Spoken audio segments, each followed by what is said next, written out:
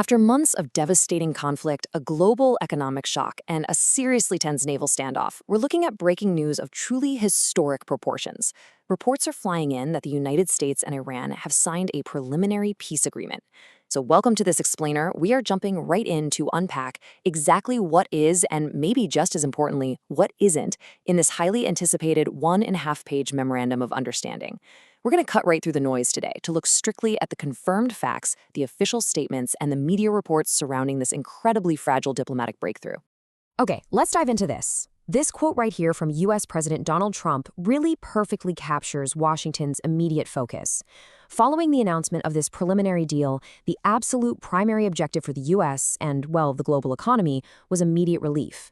The closure of the Strait of Hormuz and the U.S. naval blockade that followed, it placed an immense stranglehold on global energy markets. So for the U.S. administration, this MOU is basically an immediate economic off-ramp to get those crucial global shipping lanes moving again. But we need to contrast that immediate optimism with this really crucial perspective from Iranian First Vice President Mohammad Reza Arif. Tehran is viewing this not as the finish line, but as a very, very challenging starting block. While an MOU was signed, it's really just a transitional framework. It essentially hits the pause button, right? And that opens up a highly pressurized 60-day window where the absolute most complex, seemingly impossible issues of this war are going to have to be negotiated.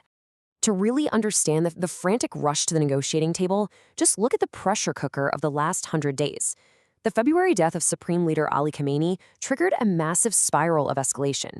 You had Iran shutting the Strait of Hormuz, you had the U.S. blockading Iranian ports, and the resulting, just sheer economic exhaustion from all of that finally forced an April ceasefire brokered by Pakistan, which then culminated in this brand new MOU.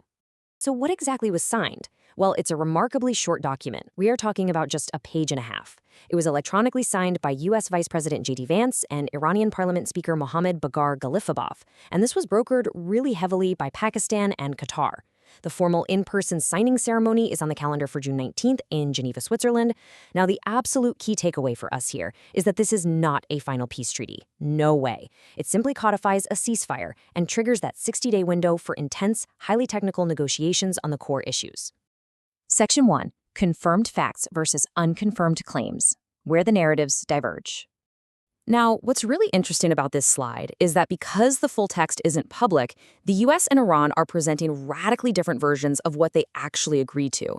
Take the Strait of Hormuz. The US absolutely insists the waterway will be permanently toll-free and open to all international shipping, alongside the immediate end of the US naval blockade on Iran. But over on the other side, the Islamic Revolutionary Guards Corps published a 14-point list claiming the strait will reopen strictly under, quote, Iranian arrangements. And Iranian media is actively hinting at potential service fees or transit tools for merchant vessels. So that's a massive, glaring contradiction regarding who is actually controlling this vital choke point.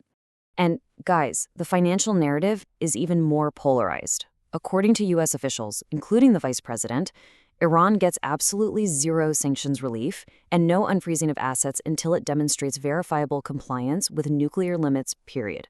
But the Iranian Revolutionary Guard, they're claiming the exact opposite. They're out there telling their domestic audience that this MOU guarantees the immediate release of anywhere from $12 to $24 billion in frozen funds, and that's before that 60-day negotiation window even starts. Then there's the actual scope of the ceasefire itself. The mediators from Pakistan and officials in Iran have come out and said the deal includes a cessation of hostilities on all fronts, specifically noting an end to Israel's battle with Hezbollah in Lebanon. But here's the catch. Israel was not a direct party to these talks. Prime Minister Benjamin Netanyahu has explicitly stated that Israel is simply not bound by this US-Iran agreement and they are not pulling their forces out of Lebanon. Section 2. The global shockwaves, economic and regional impacts. A deal of this magnitude, it sends massive ripple effects outward. Why was the world so utterly desperate for this agreement? Well, it all comes down to this number right here, 20%.